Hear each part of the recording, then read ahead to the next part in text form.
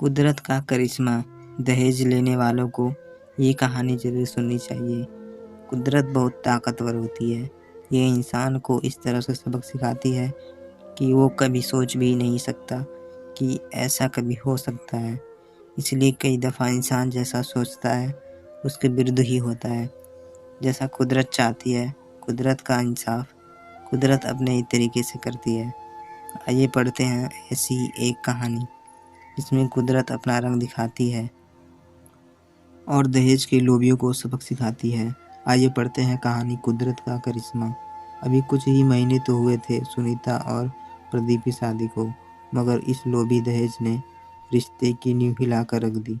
सास ससुर ननद और यहाँ तक कि उसका अपना पति भी उसे दहेज के ताने मारता था, मगर सुनीता हर ताने को जहर के घूंट की तरह पी जाती।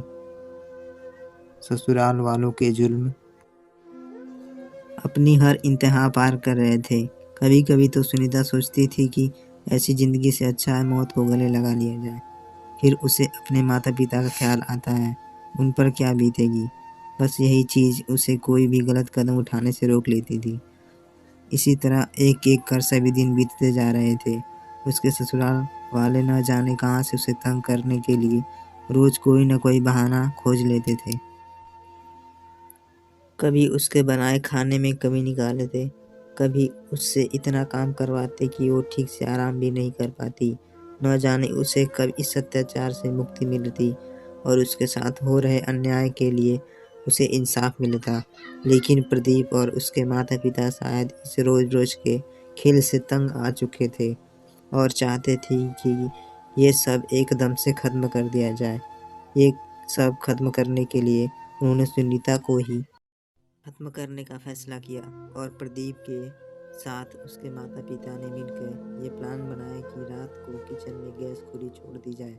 सुनीता हर रोज सभी काम निपटा कर किचन में पानी पीने जाती थी, तो उसके प्लान के अनुसार रोज की तरह सुनीता रात को किचन में जरूर जाती और उसके बाद जैसे ही वो बल्ब का स्विच ऑन करती, उसके साथ ही सब हमेशा के लिए खत्म हो जाता।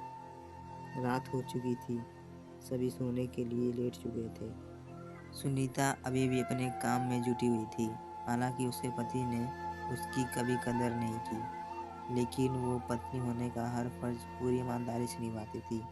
रात को अपनी सास के पैर दबाने के बाद सुनीता उनके कमरे से निकली और किचन की तरफ चली गई। प्रदीप अपने कमरे में लेटा हुआ था। आमतौर पर वो सुनीता के जाने से पहले सो जाता था, मगर आज तो उसे नींद नहीं आ रही थी। शायद वो खुश था कि उसके रचे चक्कर भी उसे सुनीता से हमेशा हमेशा के लिए छुट्टी मिल जाएगी। सुनीता किचन की तरफ बढ़ रही थी। किचन का दरवाज़ा खोला और जैसे ही बल्ब जलाया गया, तुरंत ही आग ने पूरा किचन घेर लिया। ऐसे लग रहा था मानो जैसे कहीं चुपके से बैठा हुआ शेर अचानक ही अपने शिकार पर आ झपटा हो।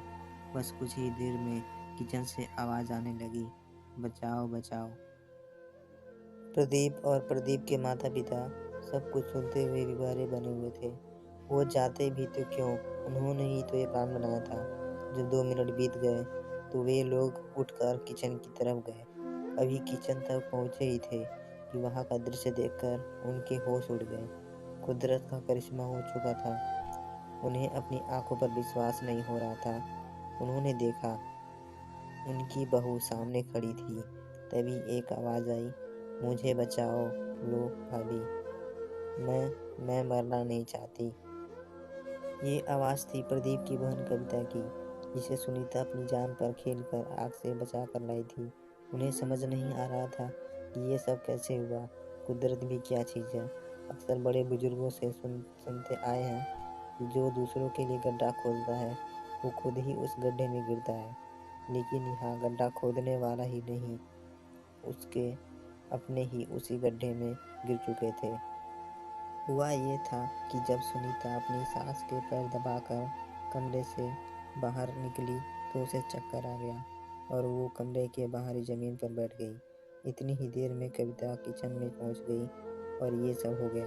शायद ये सुनीता की नेक नीयत का ही नतीजा था जो वो बच गई। इतनी ही देर में कविता किचन में पहुंच गई और ये सब हो गया।